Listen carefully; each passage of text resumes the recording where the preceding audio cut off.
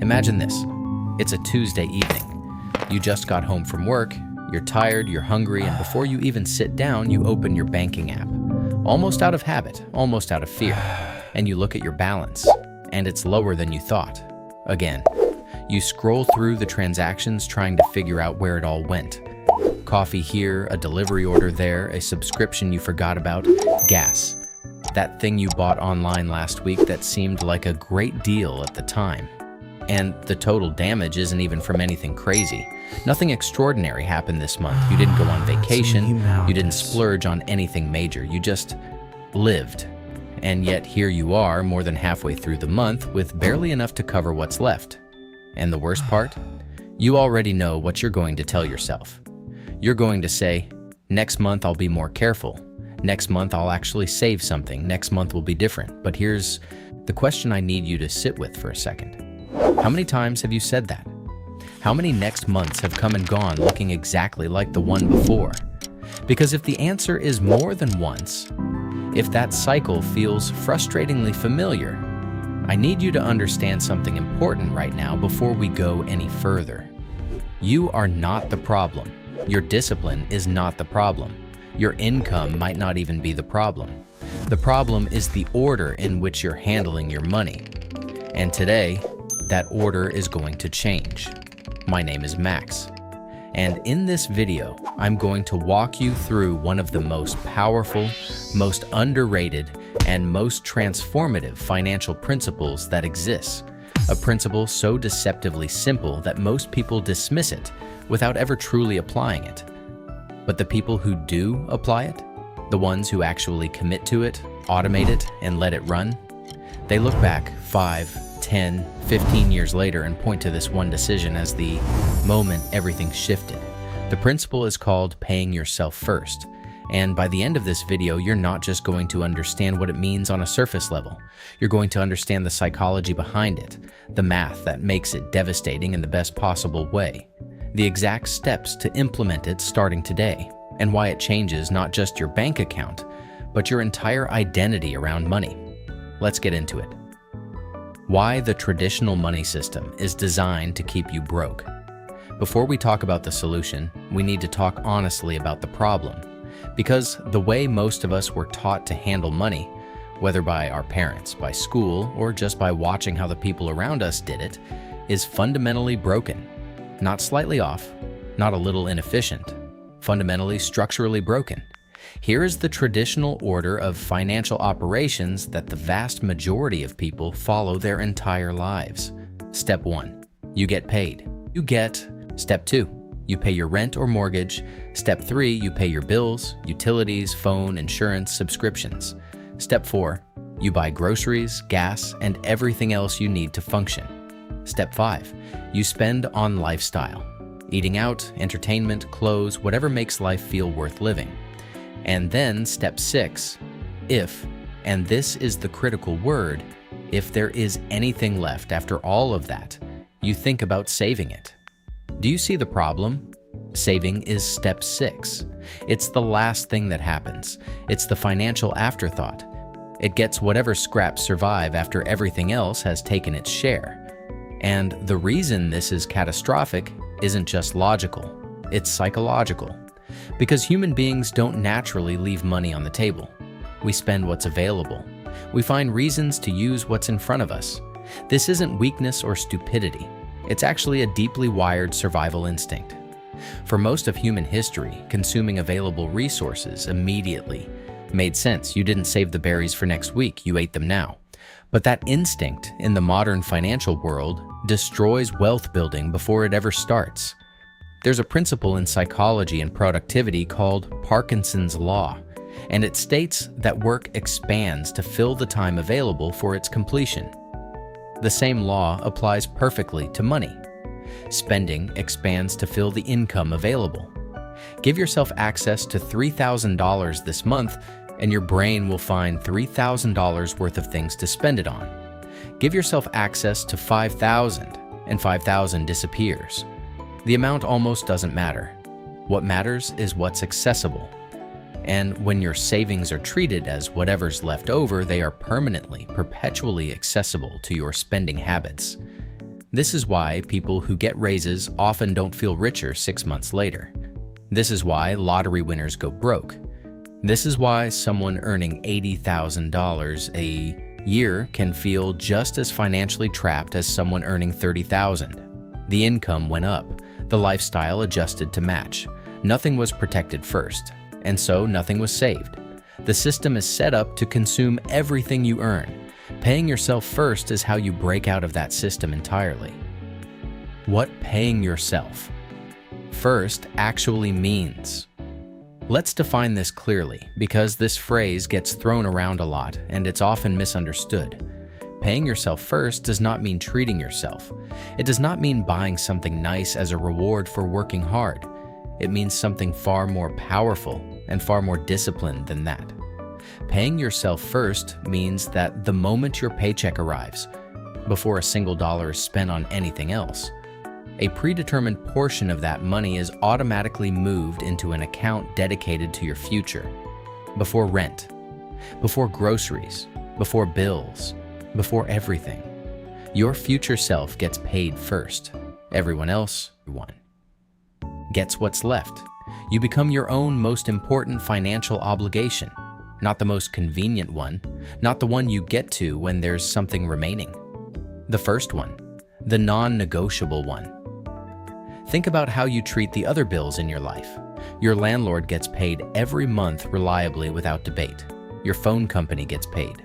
Your streaming services get paid. Your car insurance gets paid. These entities have set up systems, automatic charges, due dates, consequences for non-payment, that ensure they get their money no matter what. They don't wait to see if there's anything left. They take their share up front. Why does everyone in your life get a guaranteed automatic claim on your income except you? Why does your landlord's financial future get prioritized over yours month after month, year after year? Paying yourself first means ending that dynamic. It means setting yourself up with the same automatic, non-negotiable system that every other bill in your life already has, and then living on what remains. That last part is important. You live on what remains, not on your full income, on what's left after you've paid yourself. And here is the thing most people fear about this. They're convinced they can't do it. They're certain they need every dollar they earn just to get by. But study after study, and the real-life experience of millions of people, shows that when forced to live on slightly less, humans adapt. Spending compresses to fit the available budget. It does this almost automatically, with surprisingly little suffering, because the money that's been moved away no longer feels available, and therefore it no longer feels missed. The psychology that makes this work deeper than you think. Here is what almost nobody talks about when they discuss paying yourself first. Yes, the math is powerful. Yes, the compounding is extraordinary. But the psychological transformation that happens when you commit to this, practice consistently, that is where the real magic lives. When most people struggle financially, the problem isn't just their bank balance, it's their financial identity. Deep down, after years of empty accounts and unkept saving promises, they've built a story about themselves. I'm just not good with money. And that story is dangerous, because once it becomes part of how you see yourself, you unconsciously act in ways that confirm it. You avoid checking your account because it's painful. You make impulsive purchases because you've already decided you're bad at this anyway. You don't invest because that's for people who have money to spare. The identity creates the behavior, and the behavior reinforces the identity. It's a loop that most people never escape. Paying yourself first breaks that loop. Here's how. When you automate even a small transfer to savings, the day your paycheck hits, and you let that run for 30 days, something happens. You look at your savings account, and instead of the usual emptiness, there's a number there. Maybe it's small, maybe it's just $100, but it's there. You put it there, you did that. And that tiny, undeniable piece of evidence begins to chip away at the old story. Maybe I'm not completely hopeless with money. Then the next month there's 200, then 300, and every single month reality is contradicting the narrative you use to believe about yourself. Psychologists call this financial self-efficacy. The belief that you are capable of managing money effectively. And research shows that self-efficacy is one of the strongest predictors of long-term financial success. More powerful than income, more powerful than financial education. Because if you don't believe you can do it, you'll unconsciously sabotage every strategy you try. But once you believe you can, once you have consistent monthly proof that you are someone who saves, the entire game changes. So you stop white-knuckling your budget through willpower. You stop relying on motivation, which is unreliable. Instead, the behavior becomes part of who you are, and people act in alignment with who they believe they are. Always. This is why paying yourself first is not just a financial tactic. It is an identity transformation, one automated transfer at a time. The math that will make your jaw drop. Now, let's talk numbers. Because while the psychology is powerful, the math is what truly communicates the urgency of starting this now. Not next month, not next year, right now. Let's run through a scenario. You're 25 years old. You commit to paying yourself first, just $250 per month. That's it. Less than $10 a day. You automate it into an index fund with an average annual return of 7%, which is actually conservative by historical standards, and you never increase the amount. You set it and you forget it for 40 years. By the time you are 65 years old, that $250 a month has become approximately $650,000. Let that sit for a second. $650,000 from less than $10 a day because you started at 25 and let time do the work. Now let's change one variable. Let's say you kept waiting. You told yourself you'd start when you earned more, when the timing was better, when life felt more stable, and you finally started at 35 instead of 25.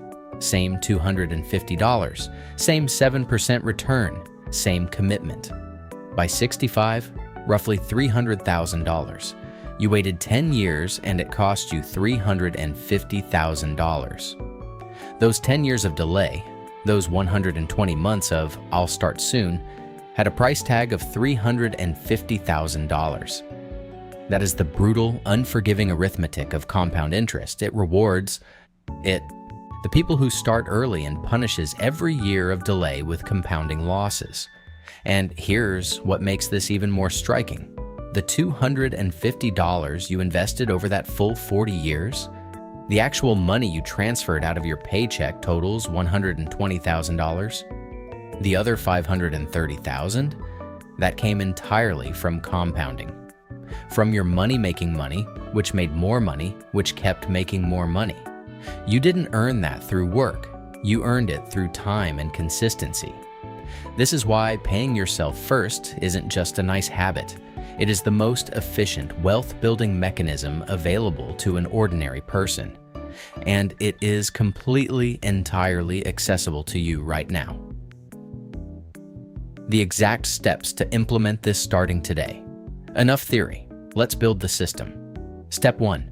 Pick a percentage, not a fixed number. Starting with a percentage rather than a dollar amount is critical, because a percentage scales with your income and it's psychologically harder to rationalize avoiding. Start with 10% if you can manage it. If that feels too tight, start with 5. If 5 feels impossible, start with 1%. Because right now, the goal isn't to save a specific amount. The goal is to build the habit and prove to yourself that you can do this. The amount grows later. The habit must come first. Step 2. Automate the transfer immediately. This step is not optional. Manual transfers lead to missed months, which lead to abandoned habits. You have to remove human decision-making from this process entirely. Log into your bank today and set up an automatic transfer. Time to execute on the same day your paycheck is deposited. The money moves before you even see it sitting in your account. Before your brain registers it as available spending money, it's already gone. That timing is everything. Step 3. Use a separate account you don't actively monitor. Keep your savings in a completely separate account, ideally at a different bank than your checking account. Do not link it to your debit card. Do not check it every day. The psychological distance between you and that money matters. When savings are visible alongside spending money, they feel like a buffer, and you'll tap them. When they're hidden in a separate institution, they feel untouchable. Let them be untouchable. Step 4. Graduate your percentage with every income increase. Every raise, every bonus, every side income win.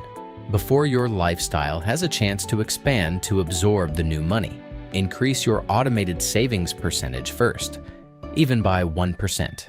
This strategy, called savings rate graduation, is how people build genuinely significant wealth without ever feeling like they're sacrificing. You never miss money you never get used to having. Step 5. Move from saving to investing. A savings account keeps your money safe, but inflation slowly eats its value. Once you have 3 to 6 months of expenses saved as an emergency fund, begin directing your automated payments into investment vehicles, index funds, retirement accounts, brokerage accounts. The goal is not just to accumulate cash. The goal is to put your money to work earning more money. Savings protect you from emergencies. Investments build your future. Both start with paying yourself first. What your life looks like on the other side. Let's talk about what actually changes when you do this consistently, because it goes far beyond the numbers. The first thing you'll notice is a dramatic reduction in financial anxiety. Even a small emergency fund, $1,000, $2,000, fundamentally changes how you move through the world. You stop dreading unexpected expenses. You stop feeling like one car repair away from disaster. That baseline anxiety that hums beneath the surface of financial instability begins to quiet down. That mental peace compounds just like money does. The second shift is in how you experience your paycheck. Right now, getting paid probably feels good for about 48 hours before the bills hit and the number starts dropping. When you pay yourself first, getting paid feels different. There's pride in it. You're not just covering expenses for another month. You're building. Every paycheck is a deposit on your freedom. Third, you'll make better decisions in every area of your life. This sounds like an exaggeration, but it's been documented repeatedly. People with financial cushion negotiate better at work because they're not desperate. They make clearer career choices because they're not trapped. They're healthier because they can think long-term. Financial security creates cognitive clarity that radiates outward into everything you do. Fourth, your relationship with time changes entirely. People living paycheck to paycheck think in weeks. People with savings think in months.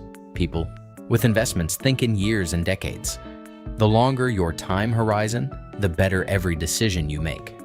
Paying yourself first is the doorway to long-term thinking, which is the doorway to genuinely wealthy behavior. And fifth, the biggest one, you begin to believe that financial freedom is actually available to you. Not just to people who earn more, started earlier, or had advantages you didn't. To you specifically, with exactly the income you have right now. That belief, once it takes root, changes everything. Because what you believe is possible shapes every financial decision you will ever make for the rest of your life. Killing the excuses. Once and for all. I know what some of you are thinking right now. So let's handle it directly. I literally cannot afford to save anything right now. If every dollar you earn is spoken for, start with 1%. Force a tiny constraint and let your spending adapt. It will. Human beings are extraordinary at adjusting to constraints when they're non-negotiable. Make this one non-negotiable. I have debt. Shouldn't I pay that off first? High-interest debt needs aggressive attention, absolutely. But you can do both. Pay yourself a small percentage first, then attack debt with everything remaining. Waiting until debt is gone to build savings habits guarantees you'll find another reason to delay. Build the habit now, regardless of your debt situation. I'll start when I earn more. This is the most expensive sentence in personal finance. More income without better systems just produces more spending. The habit has to precede the income, not follow it. The people who wait for the perfect financial moment to start building wealth never find it, because the perfect moment doesn't come. It's built. What if I need that money for something? That is precisely the point. You will need it. The only question is whether you'll need it for an emergency you didn't plan for or for the freedom you did plan for. Either way, you need it. So protect it now. Now tell me what video you want me to do next. Until then, see you.